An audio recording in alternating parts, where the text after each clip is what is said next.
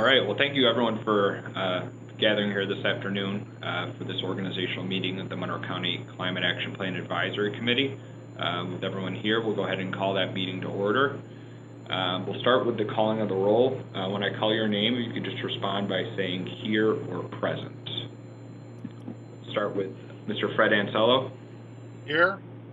Thank you. Mr. Ansello is here. Mr. John Patello. You got it perfect. Here.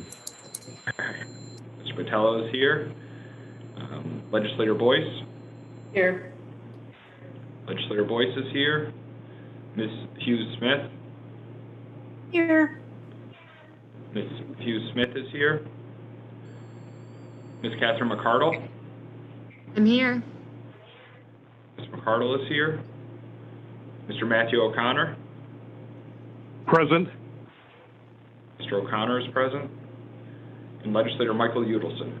Here. Legislator Udelson is here. We'll move to our non-voting members. Mr. Michael Garland. Here. Mr. Garland is here. Ms. Helen Frank. Here. Ms. Frank is here. Mr. Liam Smith.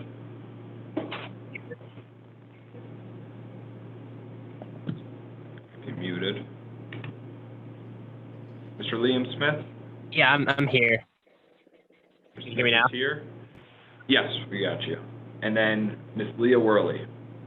Here. Ms. Worley is here. All right, well, we'll go ahead and do some introductions because we do have a few other people on the call besides appointed members. So we'll introduce those people when we get to that portion. But just wanted to start by saying thank you for being here as we kick off this organizational meeting for the Climate Action Plan Advisory Committee. My name is Jack Moffitt. I'm the clerk for the Monroe County Legislature, and I've been asked by President Joe Carbone to serve as temporary chair of this committee until the committee does elect a permanent chair. Since this is the first meeting, I thought it'd be helpful to start with introductions. It's a little difficult, when you're meeting remotely, as you can't, simply go around the room and everyone's screen looks a little bit different. So if, in the interest of efficiency, I'll go ahead and just kind of call on people in a similar way to how I called the roll. And if you wouldn't mind just introducing yourself, maybe give a few points about your background, and any information you would like to share as far as what you hope to accomplish by being a member of this committee. Once we go through the members, I'll turn it back over to Director Garland because I know there's some members and representatives from the county administration here. If you'd like to introduce those people, and I think that'd be a good way to proceed. So we'll start with Legislator Fred Ansello. Thanks, Jack. I've been a county legislator for 8.5 years. Lived in Monroe County all my life. I love the community.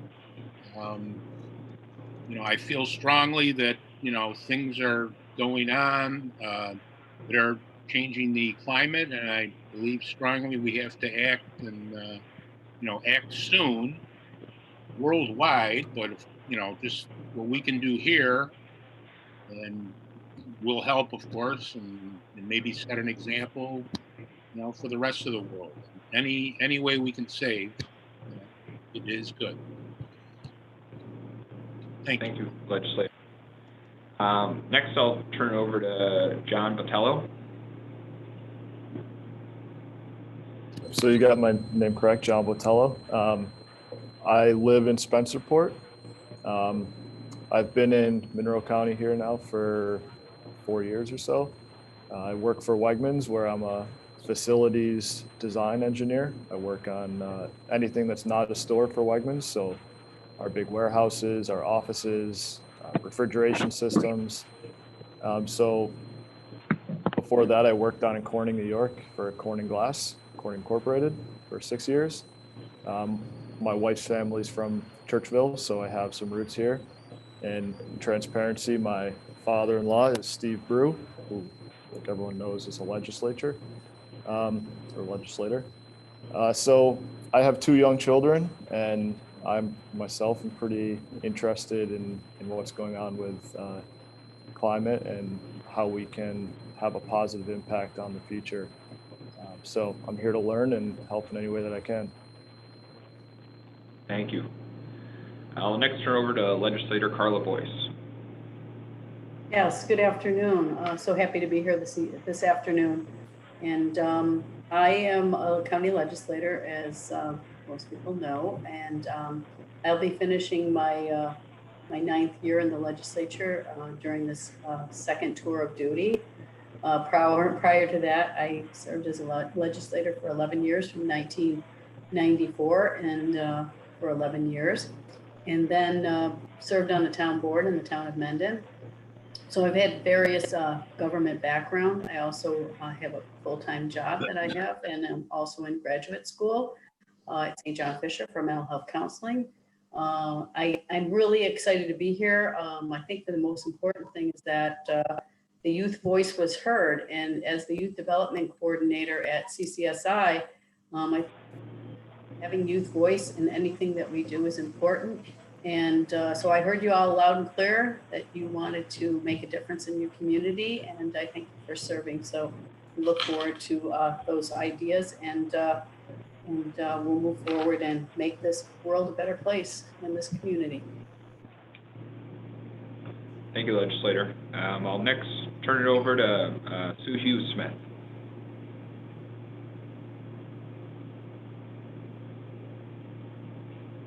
Hi, everybody. Thanks for having me join you today. My name is Suhu Smith. I have lived in Monroe County since 2006. I'm a lifelong New Yorker, but grew up downstate. I work as an adjunct professor. I teach environmental health at SUNY Brockport and environmental studies at RIT. And I'm very active in our community for advocating for climate policies. I co-founded the Rochester People's Climate Coalition, and I'm involved currently with Citizens Climate Lobby as their regional environmental justice coordinator. So, I'd like to see us make some progress on reducing emissions. I'll next recognize Ms. Catherine McCardle. Everybody, I can be called Kate from here on out. Make a note of that. So happy to be joining all of you today as a lifelong resident of Monroe County, currently in Penfield, New York, and an employee of the New York State Pollution Prevention Institute that is located at RIT. In the last 6 years, have been working as their outreach and education program manager, which is really connecting the work of the engineers and the technical kind of solution-based work that the Institute is doing, connecting them and the resources that come through the state with both public, private relationships and projects, but also academic work and research. So have spent my entire career as an environmental advocate. Before being at RIT, my entire job has been in nonprofit, in the nonprofit sector, looking at environmental health issues, reducing toxics. Have secured significant funding from EPA and other both federal grants and private grants to solve these really complex issues. And some of the most exciting work in the last couple of years has been helping municipalities across the state develop climate action plans and roll those out. So couldn't be more excited today to get started, and I am excited to be part of the group. Thank you. I'll next recognize Matthew O'Connor. Thanks so much, Jack, and welcome everyone. Like Suhu Smith, I'm a lifelong New Yorker, having been born and grown up downstate. But I came to Rochester in 1982 after finishing my bachelor's and master's in mechanical and aerospace engineering from Cornell University. I did join what was then called Eastman Kodak Research and Engineering, the home of the Gambit cubed overhead reconnaissance satellite, which was just declassified by the National Reconnaissance Office back in 2011. Spent essentially 20 plus years at Kodak, 12 years in small business. I did retire in 2013, initially as the acting vice president of quality assurance for what was then Excelis Geospatial Systems, now has become L3 Harris, $4 billion entity right here in Rochester, New York, between the radio and overhead businesses. I since joined Monroe Community College as an assistant vice president in economic development, also the dean of career technical education programs. I did serve as a town councilman in Pittsford and just finished up my second 4-year tour of duty last December. I'm in the midst of retiring again, but I'm excited to be on the committee. I think there's tremendous technology available to us in the current day that we can certainly deploy to reduce greenhouse gas emissions and become much more energy efficient. So thanks again, Jack, for the invitation, and looking forward to working with all of you to make a difference. Thank you, Matt. And then I'll next recognize Legislator Michael Udelson. Good afternoon, everyone, and thank you so much for being willing to serve. I'm looking forward to working with you. I am the legislator for District 13, which encompasses most of Henrietta and a little bit of Pittsford. Like my colleagues, I think I speak probably for everybody in the legislature, and to echo what Legislator Boyce said, we so appreciate the voices of the young people. When I joined the legislature, which was only at the beginning of this year, I was just so impressed by the students, some of whom were part of this group, but a much wider group that came to every legislature meeting and advocated for this. Although I'm new to the legislature, I served as a longtime recreation director in Henrietta and then as the town supervisor in Henrietta. So, you know, have always been very interested in the issue. Although it doesn't dominate the news the way other things do, it certainly, I think we all agree, is one of the most pressing issues facing us today. So really looking forward to this experience. Thank you. Thank you, Legislator. I'll move next to our student representatives. I'll call on Ms. Helen Frank. Hi, thank you for the opportunity to be here. I'm Helen. I'm a rising senior at Brighton High School. I have worked with RYCL, Rochester Youth Climate Leaders, and am involved with the Climate Club at my school. And I'm looking forward to working with all of you and learning more with my peers as we continue to improve the state of climate for my generation and future generations. Thank you. And next I'll call on Mr. Liam Smith. Hi, thanks for having us here today. I'm glad to see that this committee is up and running. So yeah, I'm Liam. I just graduated from high school and now I teach at Middlebury College. I helped start Climate Leaders and really spearhead to get a climate action plan in our county. So I'm really glad to be here today, and I look forward to working with all of you. Thank you. And next I'll call on Leah Worley. Hi everyone, I'm Leah. I go to Webster Thomas High School. I'm going to be a junior, and I'm going to be taking over the Earth Club at my school, which I've been doing for the past couple of years. I've always been very passionate about the environment, and I've never really known how to help. You know, as a kid it's kind of hard, but this opportunity is so amazing, and I'm so happy to be a part of it, and I'm just hoping to learn a lot and help in any way that I can. Thank you. I'll next recognize Mr. Mike Garland, and then Mike, if you wouldn't mind, I know you have a few other people from your team and from the administration. When you're done, if you wouldn't mind just introducing those folks as well. Sure thing. Well, thank you, Jack, and good afternoon, everybody. It's great to finally be here. I know there's been a lot of effort behind this initiative, and it's great to see so many dedicated environmental stewards here in one Zoom meeting. Unfortunately, we're not together, but hopefully at some point in the near future, we'll be able to actually physically get together.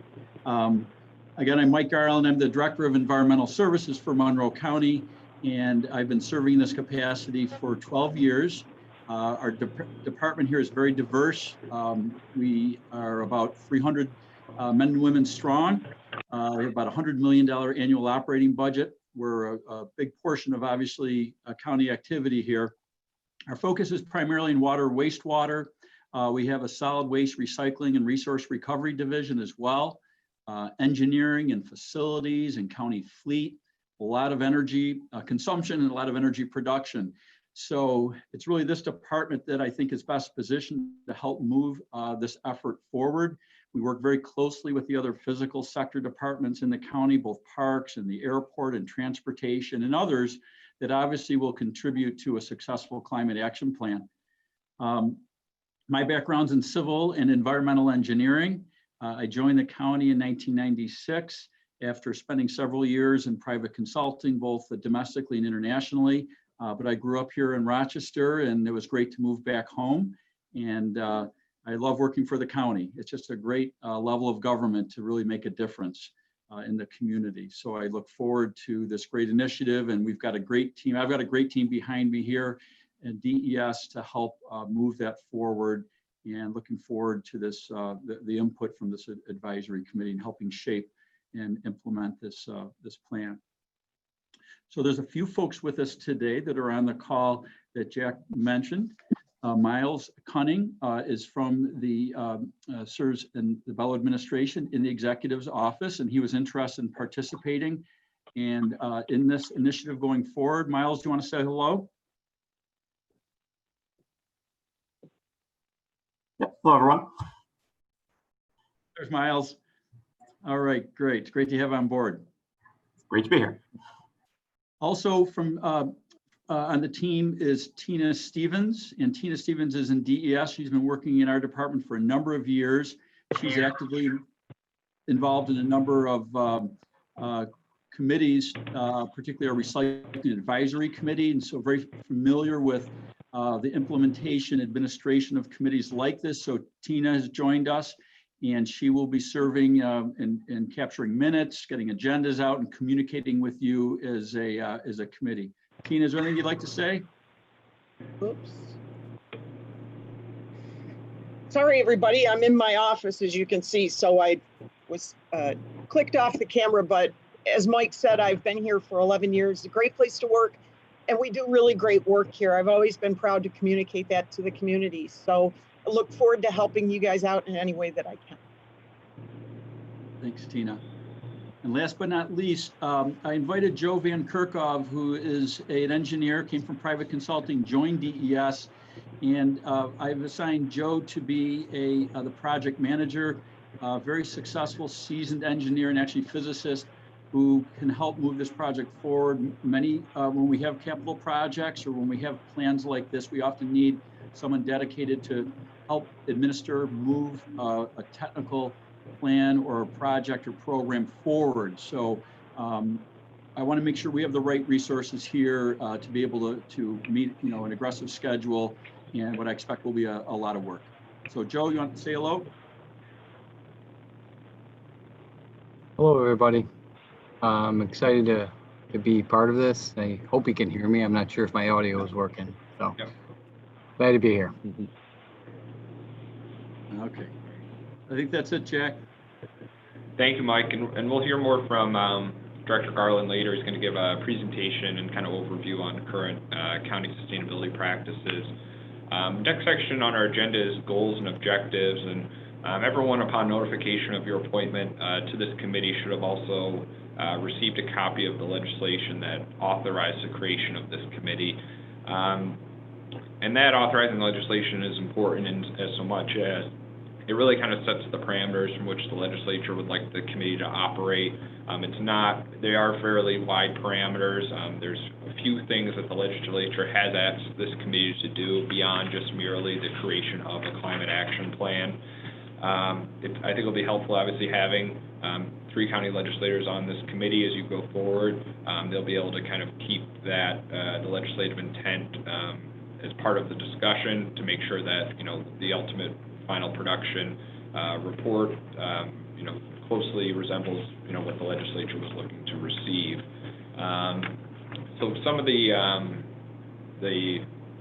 stipulations, so to speak, set by the legislature You know, they would like the committee to identify and review practices and policies that may impact environmental sustainability and identify any practice and policies which may reduce residential and commercial environmental impact. That's kind of the broad overview, broad charge of the committee.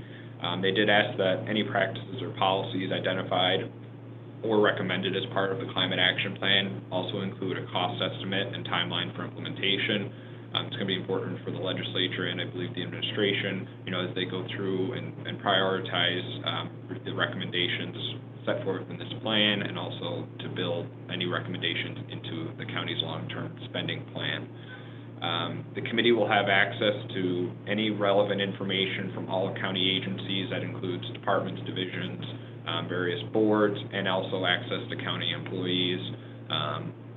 There's certain areas of operation within county government that the committee wishes to learn more about or has questions on. We'll be able to make available, you know, county employees, subject matter experts to help aid the committee in their discussion, their deliberation. This committee is somewhat unique and it does have a sunset clause in so much as it will terminate upon the final issuance of the climate action plan. One of the things the committee could contemplate would be the creation of a long-term or a permanent committee to help guide the county in the adoption of the plan and also as to evaluate future decision-making related to environmental sustainability. Those are really the only parameters that were set by the legislature in establishing this committee. It does ask the committee to issue its plan within 12 months of the appointment of the committee. That is set forth in the establishing resolution. But obviously, you know, that much of this was done prior to the current COVID-19 pandemic. So, you know, should that deadline need to be altered, you know, I don't want to speak for the legislators, but I think there would be obviously a willingness and understanding should that deadline need to be altered in any way. With that, I'll turn it back over to Director Garland, who has a presentation he's going to walk you through on current county sustainability practices. And I think we're going to try to share his screen, so bear with us for a moment as we get that set up. Okay.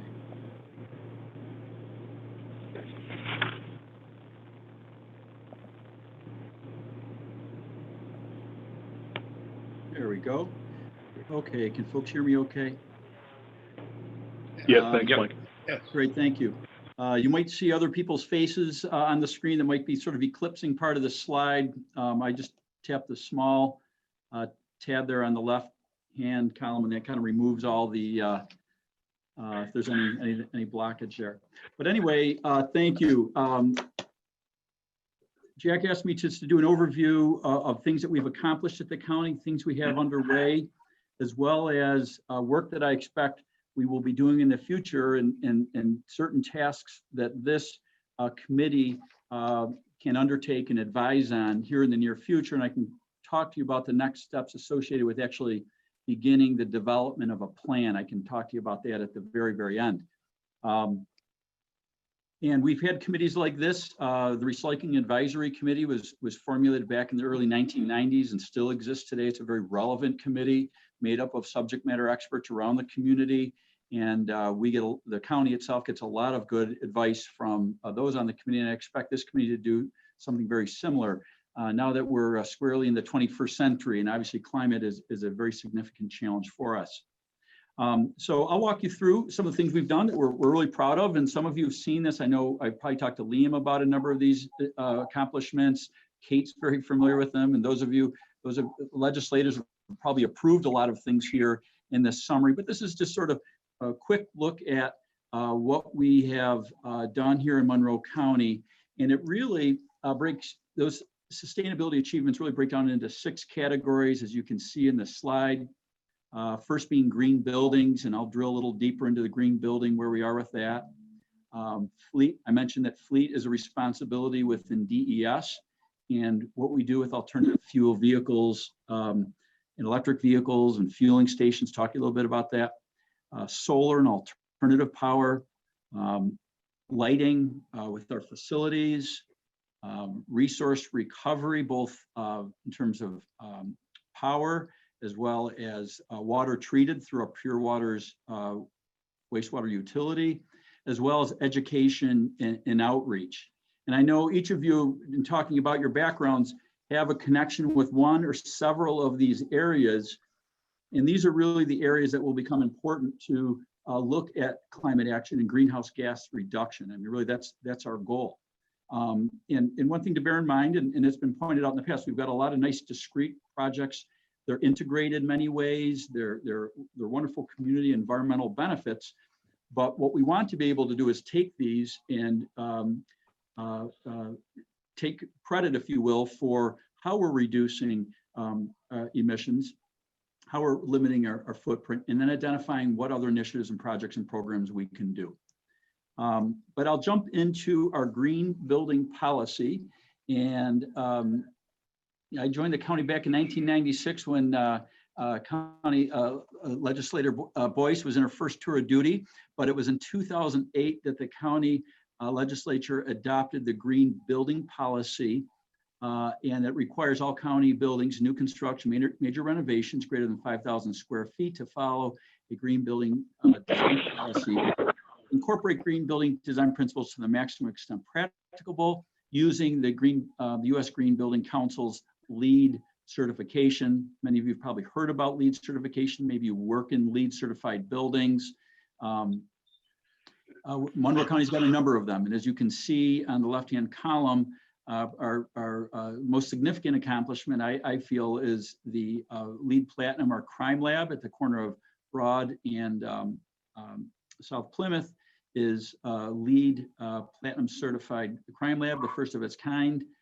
We've had a number of other projects, both gold, silver, and certified level, majority of which are at MCC, including the downtown campus.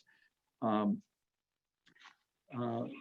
so we're very proud of that, and that's really become our vernacular in terms of our building design. I know John from Wegmans, I'm sure they strive to incorporate green building design principles to the maximum extent practicable.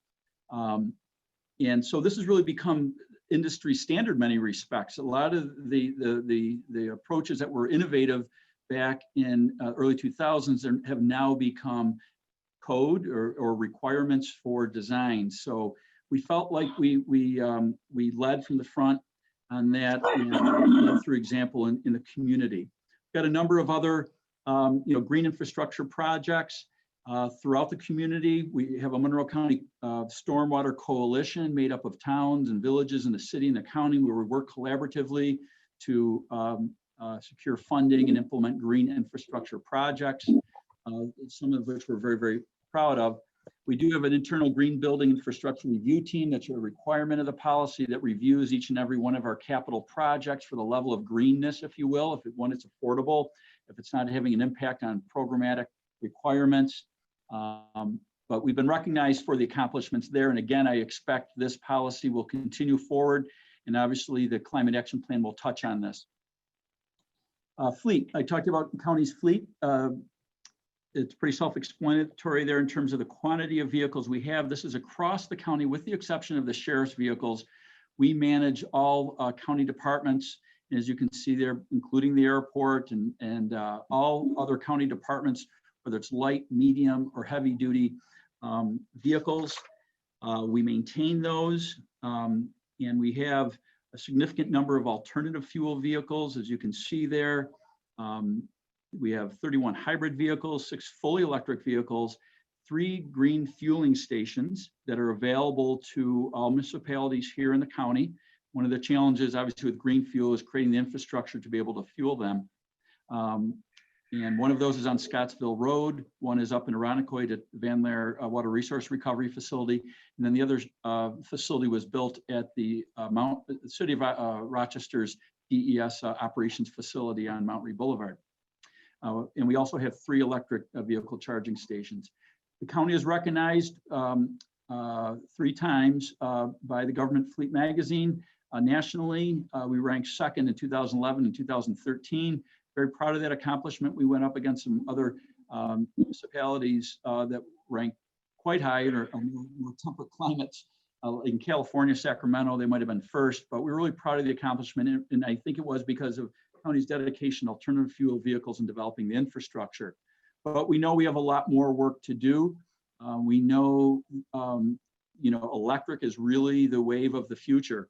And we expect over the next 10 years, you're going to see significant fleets, significant conversion of fleets away from the E10 or the ethanol blends into plug-in hybrid electrics as well as electric vehicles. So again, the county's made some great progress.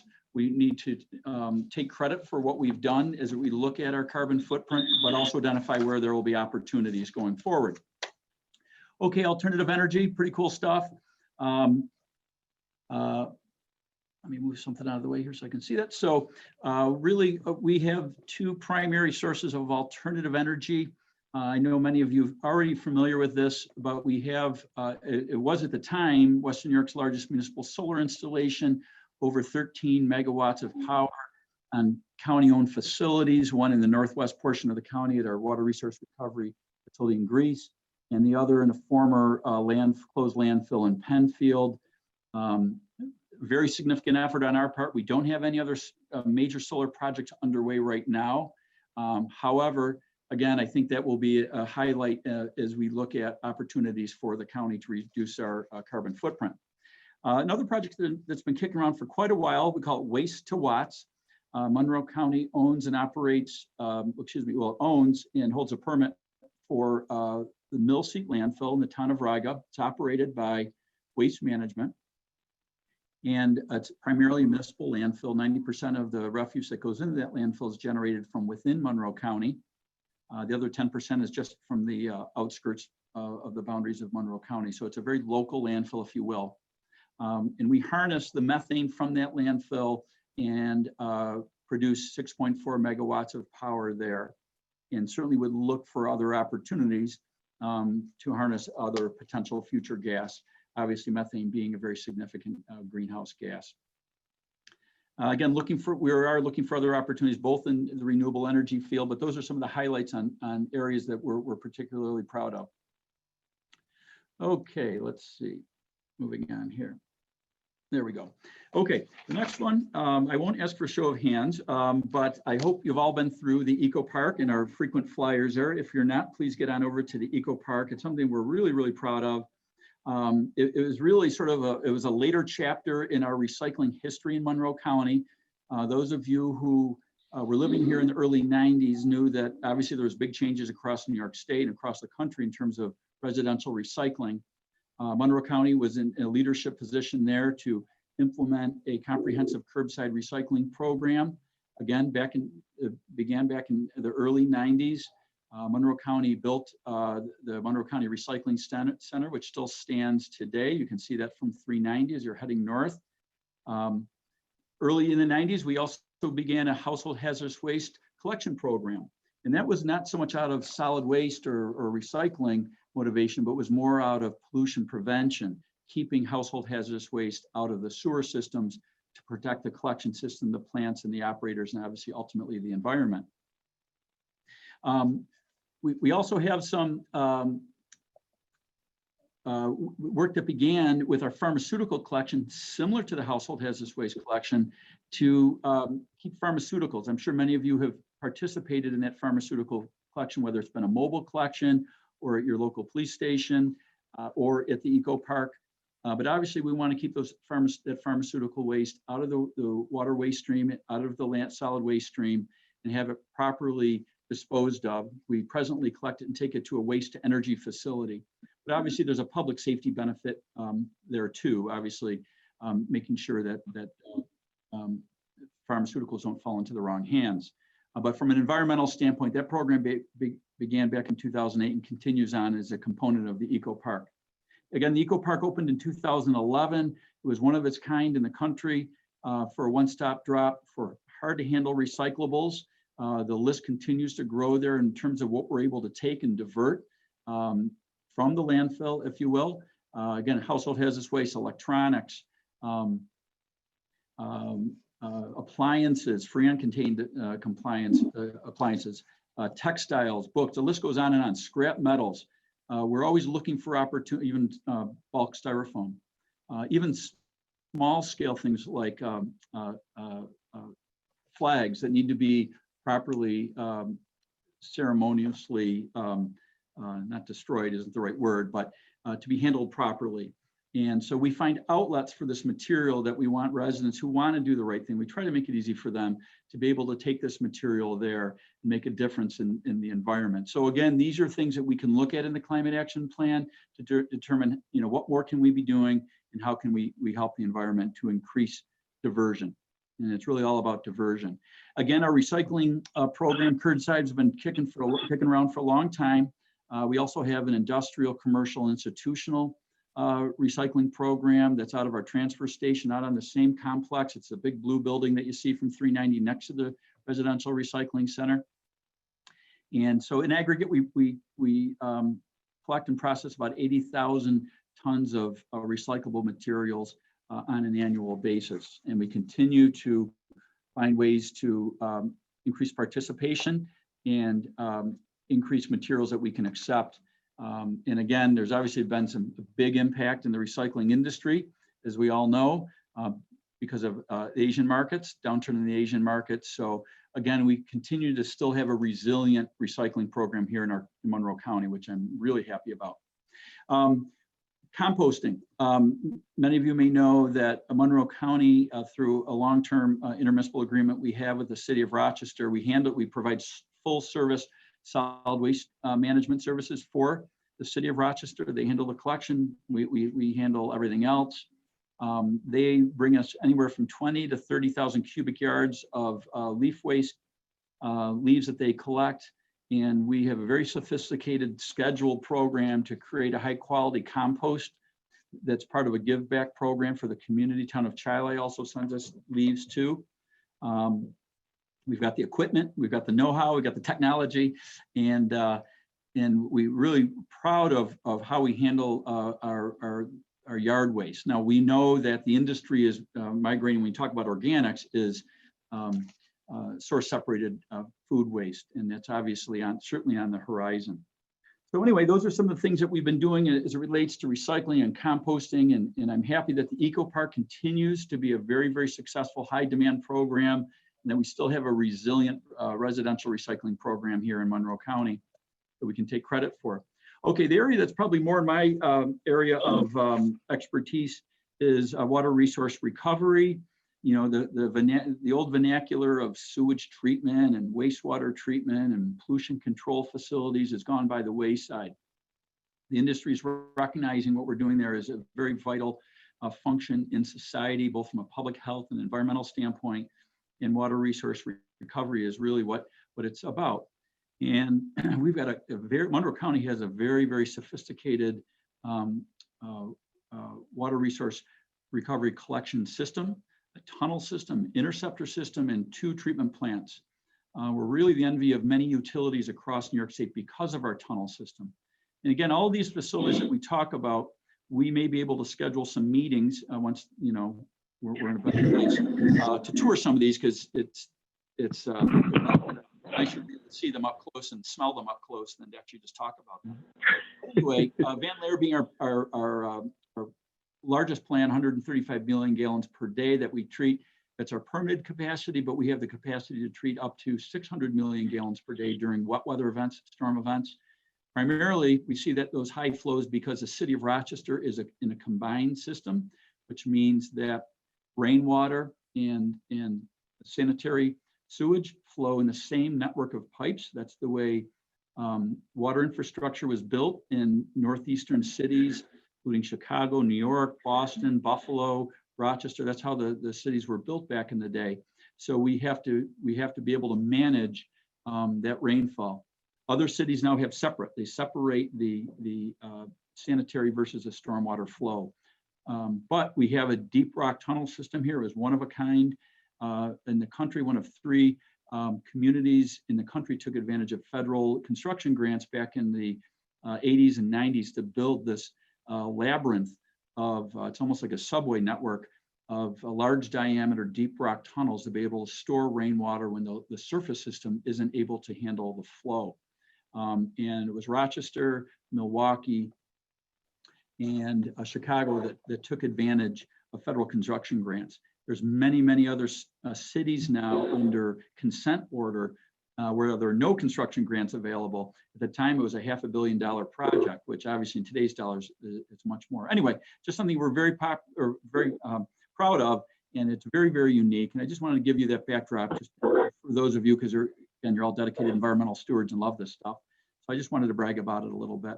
And anyway, we also have a treatment plant up in the northwest quadrant of Monroe County. It's a smaller plant, built in the 70s. It was part of the Pure Waters utility that was built, taking many small treatment plants offline in towns and villages and creating more regional treatment facilities. And it's allowed us to be able to more effectively meet regulations, offer lower rates for residents, and have a more resilient utility here in our community. And we have annual open houses at both locations. And believe it or not, we even serve lunch and people actually eat it there. So I guess we must be doing something right. The New York Water Environment Association has often recognized Monroe County as being a leader in our field, and we're certainly proud of that. I'd like to talk about it. But again, that will all dovetail into as we assess our carbon footprint, right? There's a lot of energy used to be able to treat wastewater. And there's opportunities to recover more energy from the wastewater. So again, we will take a very close look at that. Lighting, obviously, Monroe County's got a significant footprint in terms of real estate. I think we may be the largest real estate owner, if you will, in downtown Rochester. So that takes a lot of energy. And there's been a number of projects to convert lighting to LED technology. Obviously, we're all familiar with that. If you're like me, I'm cruising around always looking for that last remaining light bulb that I forgot to convert to LED somewhere in a basement or in a closet or something. But we're going about that process here in Monroe County, and we've got a number of projects underway doing that. In fact, Frontier Field, we were able to meet Major League Baseball standards and be able to convert their lighting to LED. So seeing significant cost savings.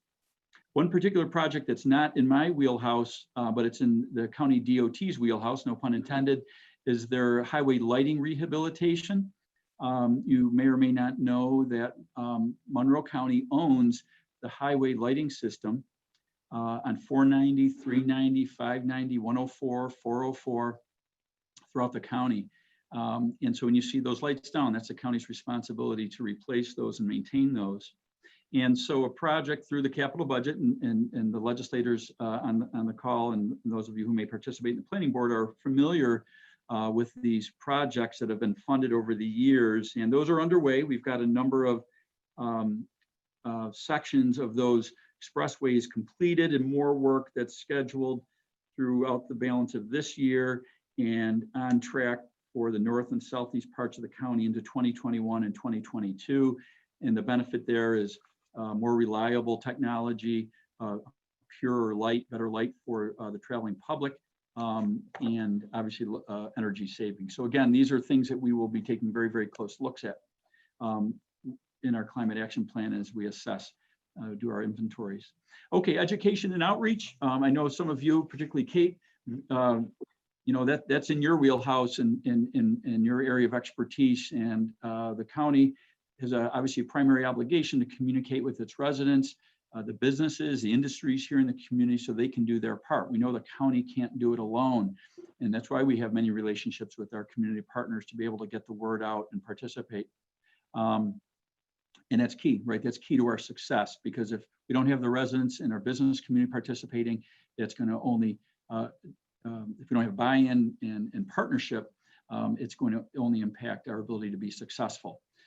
So those are just some of the stats in terms of our outreach, either through our website, through social media, our Recycle Right campaign, which is relatively new. We kind of reinvigorated recycling, or recycled recycling, I guess, I don't know. But nevertheless, it was one that we got a lot of traction with in the community through surveys and finding out what is it that people need and how do they need to get the information.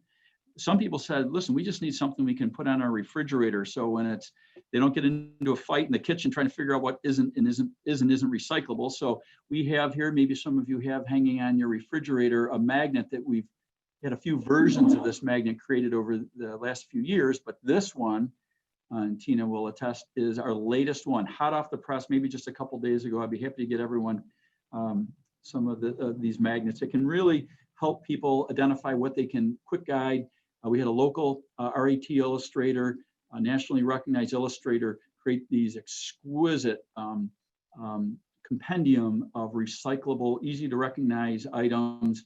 I know New York State really likes the work we did and wants to utilize that, and we'd be happy to share that because we think it really helps tell the story for residents who often don't have time to recycle right. So we want to make it easy as possible. And again, if they recycle right, we can take credit for that in terms of how we are diverting waste from the landfill and thereby reducing our carbon footprint. So we've got a Stormwater Coalition Recycling Advisory Committee. Now we have our Climate Action Plan Advisory Committee as well too. And we've been recognized both by the EPA and another national award. We received a Bronze Telly Award for 2 great videos that Tina produced that are on our website. If you haven't seen them, go to the County DES website and you'll find an outstanding video on our recycling facility, and as well as the eco-tech. And they're nicely done. Feel free to share them far and low, and make your family members view them at holiday parties and things like that.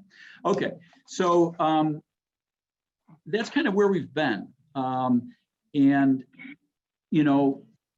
those are all obviously focused areas. A lot of them are discrete projects. We've got to find a way to tie these together and take credit. I can tell you the county has not done greenhouse gas inventory. We don't know our carbon footprint. We know we're doing things to reduce our carbon footprint, but this plan will help us really identify that. Before I talk about the plan and kind of where things are at, there is a few areas that are of focus that I think will be of particular interest to this committee. And I won't drill down in detail of each one, but these could be future meeting topics and could be actions taken by the advisory committee to advise the county on and the legislature on, hey, we think this is a good idea. We think the county should adopt this, either administratively or through the legislature. I've outlined them there. I'm sure many of you already know what they are. The Climate Smart Communities program is really a prerequisite in many other communities, as you probably know, here locally have taken that pledge. Even here locally, Brighton and Irondequoit, City of Rochester have taken that Climate Smart Communities pledge, and it requires 10 elements to become registered. And like I said, it's a prerequisite often for grant funding. So it really behooves us to be able to take that pledge and live up to the commitment within that pledge, but also set ourselves up for grant funding opportunities that could help offset the cost of a plan and things like that. It was introduced in the county legislature in April, Earth Month, and but President Carbone at the time thought, this might be a better task for the advisory committee to evaluate and make a recommendation back to the legislature. So we can share that information with you. We can even talk about it a little bit today. I don't want to go as far as to say it's a no-brainer, but I think we all would agree that this is something that's important for us to do. We've got more information about what that program is. Okay, just quickly highlighting complete streets policy. Those of you who like to ride your bike and use alternative modes of transportation know that very common for communities to adopt a complete streets policy that really encourages design to take into consideration all modes of transportation and to have accessible mobility in its design projects. What I can tell you in an effort that we were looking at back in 2019 was solidifying the work that the DOT had done. Our county DOT had said, yeah, we do that already. We already know the elements of what goes into a complete streets policy, but it wasn't formalized. So we created something, it was like a memo that summarized here are the elements that would go into that.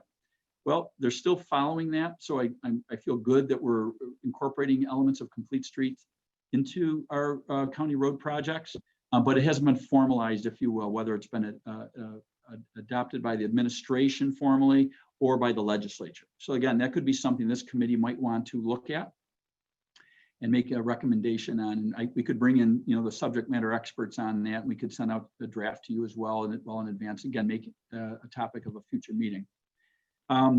The Energize New York Open Sea PACE program.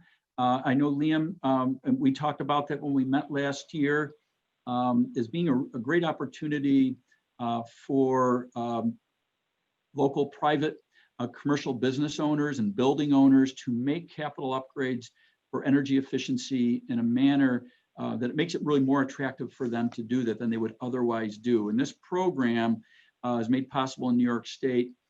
There's other states have adopted it as well too, but it provides private building owners financial capital opportunities that and long-term financing that can transfer with property ownership, making it more attractive for them to undertake an energy efficiency upgrade in their building, right? And if we have more businesses doing that, that's only going to collectively help us in our community.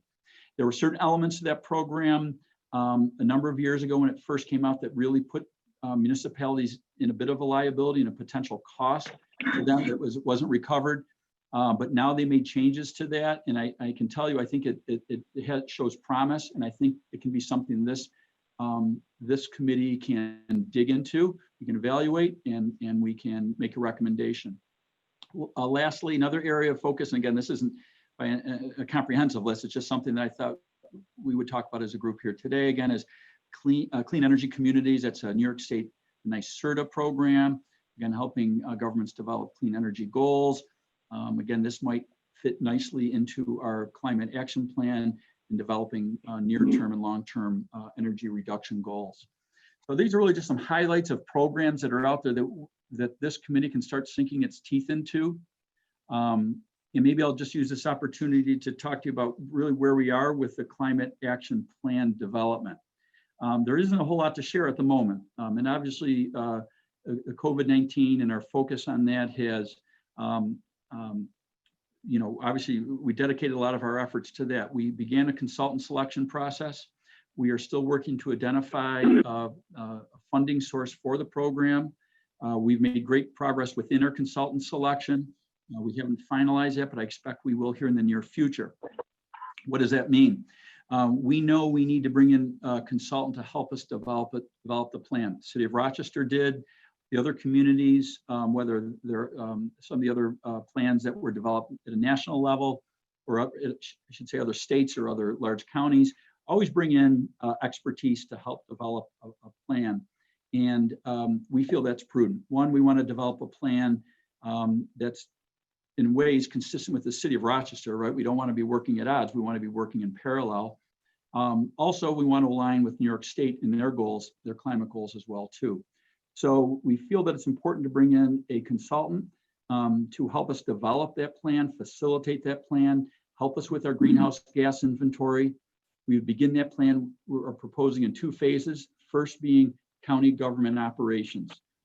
Kind of take care of our housekeeping first, what we're responsible for, what we can control the most. Look at county government. How can we, what is our carbon footprint? What can we do to reduce it? And what are some realistic but aggressive goals that we can set for the county? And what are the environmental and benefits and the economic impacts? All that would be assessed.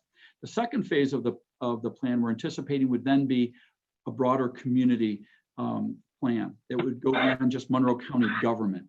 It would be available for other governments to follow, other commercial, industrial, or institutional, or even residential, where we as a community can work together to accomplish certain goals. So that takes a broader look. That takes a little bit of the plan would take a little bit of a deeper look into the community outside county government itself, and finding opportunities. What is our collective carbon footprint of Monroe County? Not just the government, but all of us here that live here and do business here. What is our carbon footprint, and what are the ways that we can reduce that? And again, set aggressive but realistic goals within a reasonable time frame.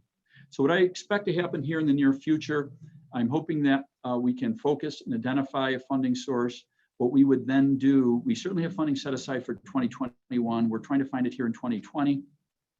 What we would do is then come back to the committee, and we do this all the time here in DES with a scope of work, a draft scope of work that we would sit down initially with a consultant. And again, our RFP that went out identified those 2 phases and talked broadly about what it is.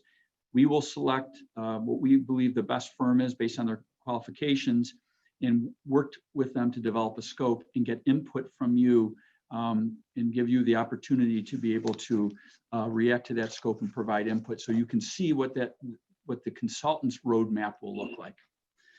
So I expect that to be happening in the next 2 or 3 meetings, that we can roll up our sleeves on that and start to work on developing and finalizing that scope. Once that scope and fee is finalized with the consultant, it would then go back to the county legislature for approval, like the county legislature does for any of our architects or engineers.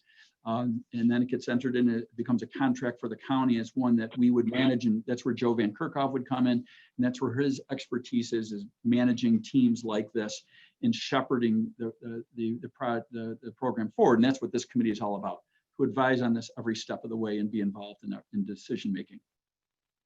So that's really it in the summary for me. I know I covered a lot of ground, hopefully not too much. I know Jack sent out a copy of this, but if any of you have any questions, there's all my contact information. And at this point, I think you can stop sharing the screen. Thank you, Mike. Our next item on the agenda is the election of officers. I had sent out, I think when we were discussing our first meeting date, that when the legislature authorized the creation of this committee, they did set forth 3 officers' positions, one being the chair. One chair's duties are to have general supervision of the work of the committee and preside at all the meetings. I'm a vice chair who would serve and perform the duties of chair in the absence of the chair. And the third is a secretary who's really responsible for notifying members, time and place of all meetings, ensuring the accuracy of the minutes of the meetings, and performing any other duties designated by the committee. The legislature thought it was important in setting up the secretary position that they do not require that the secretary be a member of the committee. Traditionally, and Mike could speak more to this, with a lot of these committees, it's helpful to have someone internally within county operations in a role like that. Tina Stevens from DES, as Mike introduced earlier, is here today. She serves that role for the Recycling Advisory Committee. And in my conversations with Mike and others, I thought, we all thought she would be a great fit to fulfill those duties for this committee as well. I talked to a few of you that expressed some interest in the chair and vice chair position. I know that there was, folks wanted to learn a little bit more about, the division of labor, the scope of the committee, the type of work that was going to be involved. If there's not objection, we can hold open the election for chair and vice chair and move forward with the election for secretary today, and then we would proceed with the election of chair and vice chair at the next meeting. So if there's no objection to that, we can go forward at least and have the election for secretary, and then hold that election for chair and vice chair at the next meeting. Not hearing any objections. No, thanks, Jack. That seems bona fide. Yeah. Okay. Not hearing any objections, we'll go ahead and open up nominations for the position of secretary to the Climate Action Plan Advisory Committee. We do have an interest stated by Tina Stevens to serve in that capacity. So if there's a motion to nominate Ms. Stevens in that role, you can make that now. So moved. This is Matt O'Connor. I'll second. Boyce, and seconded by Matt O'Connor. Are there any other nominations for the position of secretary to the Climate Action Plan Advisory Committee? Hearing none, I'll declare the nominations closed.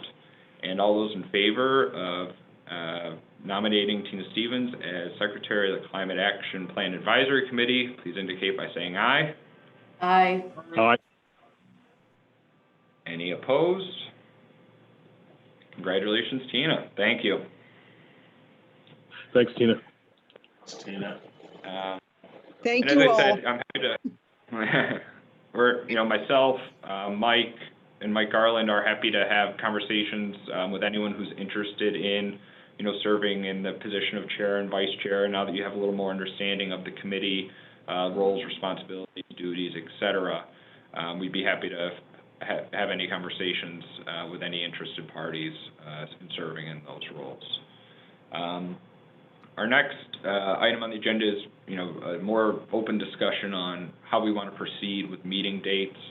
Mike, I know the second Thursday is not a good date for the folks in DES because this is the standing meeting date and time, I believe, for the county's recycling advisory committee. Mike, I think you had foreseen, correct me if I'm wrong, but probably getting onto a monthly schedule for this meeting. Is that correct? I think that would make the most sense. Yep. And did you have and I think, obviously location-wise, we're, remote right now. Mike and I have talked about a few meeting locations that would likely be central, something that would have, parking available at no cost and things of that nature for when we do or are able to resume in-person meetings. But I guess I'd open up discussion on if there is a preferred date and time. I think if we can keep that consistent, it would be preferred. But Mike, I wasn't sure if you had a suggestion you wanted to throw out there, if there are any other members of the committee. I'd just like to point out to folks that the planning board, those of you who've served on the planning board would know that that varies between the third, fourth, and fifth Thursday. It doesn't mean we can't have it on Thursday. We would just want to make sure we don't bump up against some already scheduled planning board meetings that have been scheduled, if Thursday turns out to be a good working day for everybody. So it sounds like if people want to stick with Thursdays, Mike, it'd be that first Thursday is the one that's not presently conflicted from the county standpoint? Yep, that's correct. How do people feel about the first Thursday at this kind of 3:30 time frame? Is there anyone who has, knows that would not fit in their regular schedule? Jack, I think that's as good a time as any right now. Madam Center here. Yeah, and understand that, as time goes on, things will surely change, and that this doesn't need to be set in stone. But I think at least having a regularly planned meeting date and time will be important as the committee continues to do its progress. So at this point, we'll plan on having a standing meeting for the committee the first Thursday of each month at 3:30 p.m. Tina will communicate on location, whether it's going to be held remotely or an in-person option. I think at this point we're likely continuing remotely as the governor's current executive order on remote meetings extends through September 4th. Jack, Mike. I have one thing that, just given the fact that we are a climate action committee and we're trying to reduce emissions, maybe we should continue to meet via Zoom for in perpetuity. Just a thought. I mean, actions speak louder than words. Certainly. And it's we'll just have to discuss with the county's law department as well, because there are certain actions that the committee is covered by open meeting law, and while the governor's executive order is in place, which suspends those requirements, when that executive order eventually is rescinded and those requirements remain in place, there might be a need to have in-person meetings, but that's an ongoing discussion we can have with the county's law department. Matt, did you have something? Yes, Jack. I wanted to just recommend that to the extent a meeting could be combined with a tour of a county facility, that might be advantageous to a number of the citizen volunteers on the committee. I'll just throw that out, and perhaps we could carpool there or take a bus. Could have the meeting even on site at, say, Van Leer or whatever. Just an idea. Absolutely, and that was something I think Mike shared, and we talked about a little bit. And I know he'd be eager to get everyone out to some of these various county facilities and show them around. So that's a great. Yeah, that'd be a real plus. All right. Is there any other matters anyone wanted to bring up for this meeting?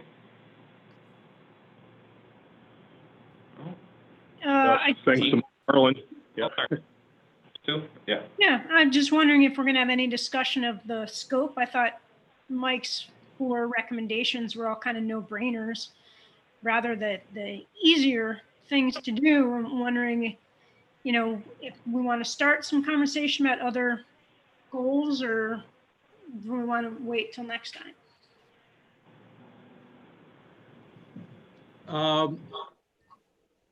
maybe what I could offer there for the group to talk more about is, do you want more information on those 4 program areas, to talk a little bit more about them in terms of a recommendation? Then as it relates to, I think maybe your question is scope of work of what's the scope of the climate action plan itself. Again, we're a little bit away from actually handing something to the group to digest, to react to, but we should have something here in the near future. I don't know if that answers your question, but happy to respond. I guess, Mike, I know what those 4 programs are, and I think it'd be great if other people got up to speed on what those 4 programs are. And I know the clean energy communities, NYSERDA should be coming out with additional, carrots, I think in October or so. So it would behoove us to move so that we're eligible for that that grant money. I'm thinking more about just emissions generally. In New York, like 40% of emissions come from transportation, and another third are coming from heating buildings.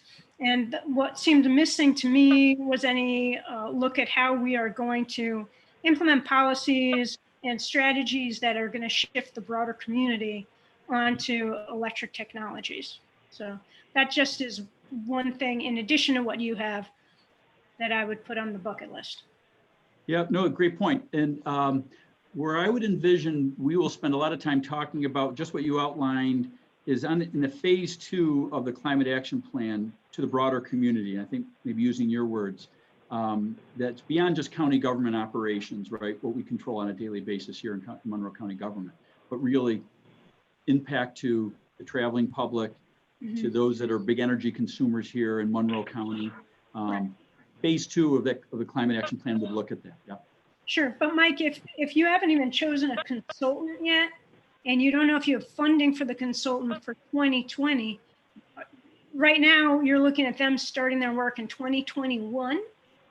Am I misunderstanding something? No, and how long does it take for them to come up with their plan? Because they took the city something like close to a year. And it could be within that time frame. Again, we will work out a scope and schedule, but the way that it works in terms of procurement, just getting it through our county legislature, getting a contract signed, getting them under, you're familiar with that. It will take some time, but I can assure you, once we have the team in place, we'll move quickly. High priority. For sure. It just seems like a little bit of a disconnect between saying, oh, this committee is going to be around for a year, yet this committee is going to be here. So we have a climate action plan. So, I hope we're not going to just wait for the consultants to come up with a plan before we, move forward with some other stuff. Yeah. Yes, understood. And that's what I was thinking, maybe some of those 4 items, and maybe there'll be more we can talk about while, say, you're reviewing or refining that scope. There might be some like low-hanging fruit, if you will, some no-brainers that we can put into motion and go into the ledge and say, hey, this is a recommendation from the committee, and that your work has already started. Can I ask a question on this, Mike, if I don't want to interrupt Matt? Oh, no, go ahead, John. Please do. So it sounds like there's an RFP out there, and for maybe folks who don't do this a lot, RFPs, request for proposal. Is that something that's available for us to review? So maybe we can get ahead of the process a little bit and see what's out to the consultants? The RFP itself, which was a document that was shared with them, we could certainly share with you. That's just really the document that we issued through our county purchasing department. You can certainly take a look at that.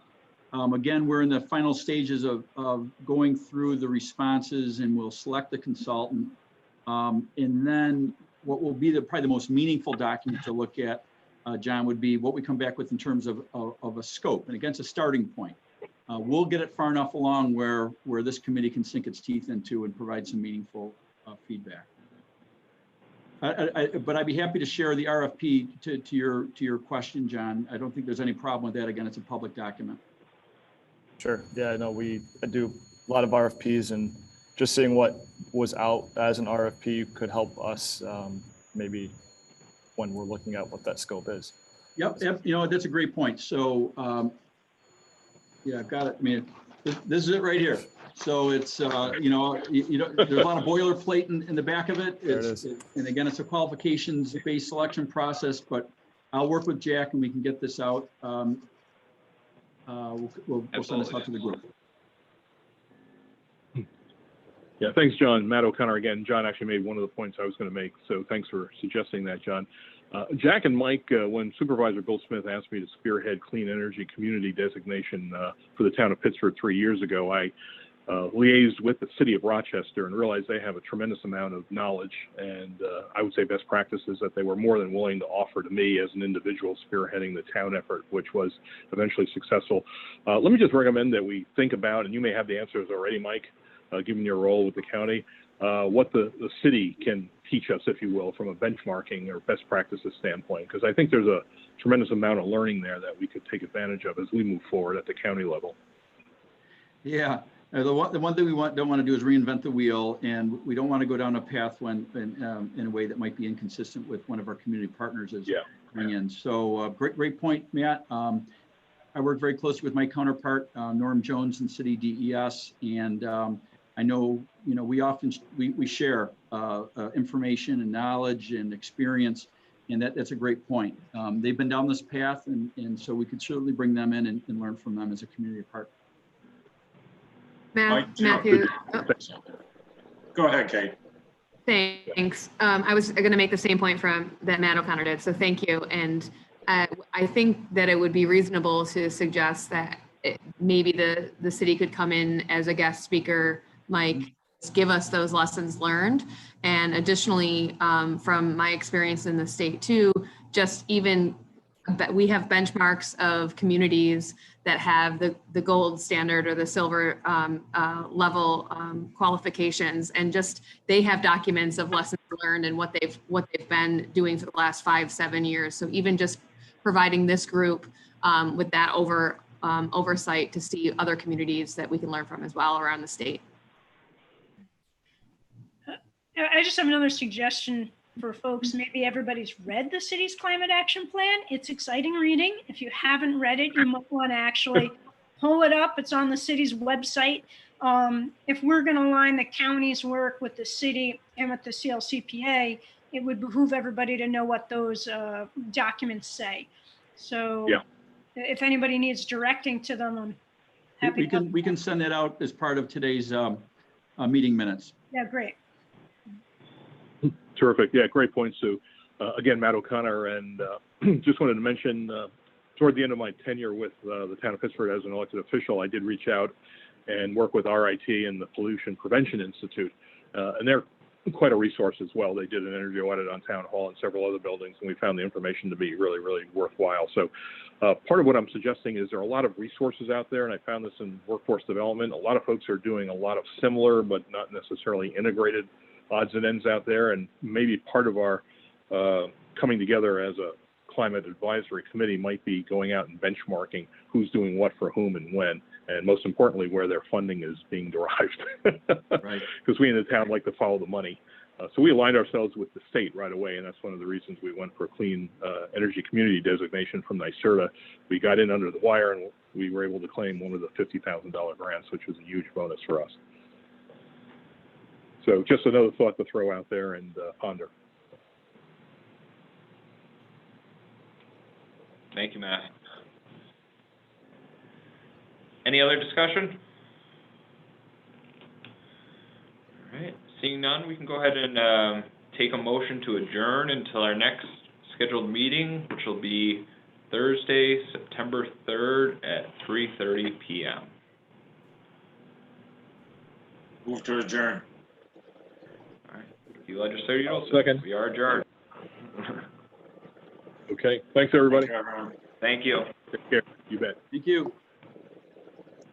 Thank you.